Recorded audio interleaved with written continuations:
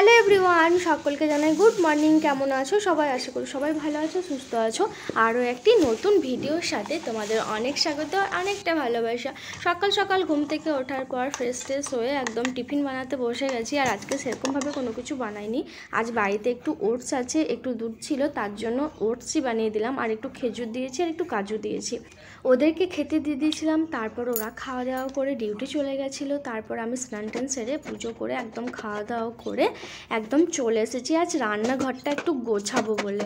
তো দেখো এখানে যে সমস্ত জিনিসগুলো ছিল আমার গ্যাসের ওই পাশে, তো সেই সমস্ত জিনিসগুলো সমস্ত কিছু নামিয়ে দিলাম। এখানটা পরিষ্কার করবো। আর প্রতিদিনই পরিষ্কার করা হয়। যখনই আমার কোনো কিছু অপরিষ্কার থাকে তখনই আমি প্রতিদিন কিন্তু একটা শুকনো কাপড় করে মুছে দিই। তাও কি বলো তো, তেল চিপচিপে ভাবটা না থেকেই যায়। আসলে ঘরটা, আমার রান্নাঘরটা তো ছোটো, আর যেহেতু চিমনিও নেই, বুঝতেই পারছো ভাড়া বাড়িতে রয়েছি সেজন্য। এই দেখো, এই এত সমস্ত জিনিসপত্র আমার এই রান্নাঘরটাতে ছিল।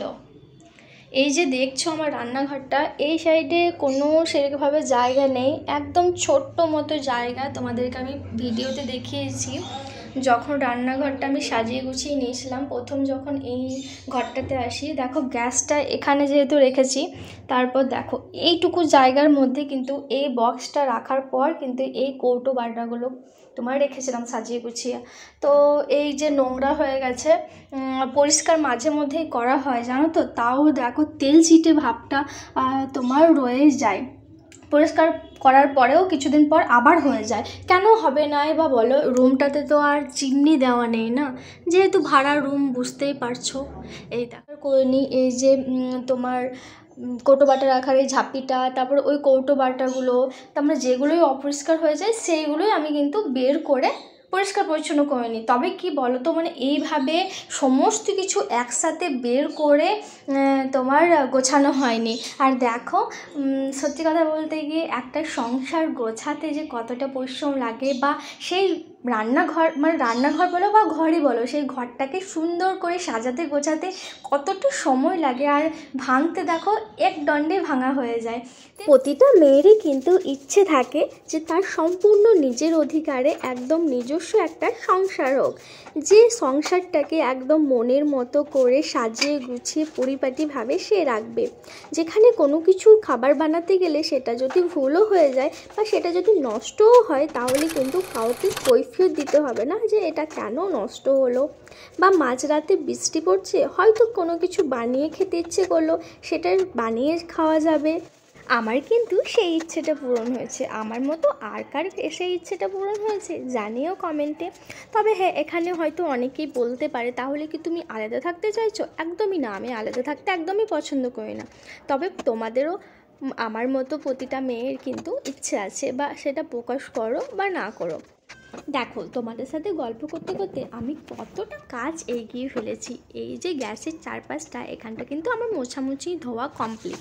এবার চলো যে সমস্ত জিনিসপত্রগুলো আমি বের করেছি সেই জিনিসপত্রগুলো আমি ধোয়ার পালা।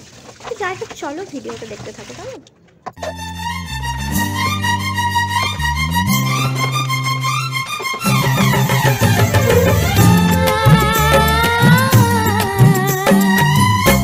কাজ করতে করতেই চলো একটা কথা আমি তোমাদের সাথে শেয়ার করে নিই।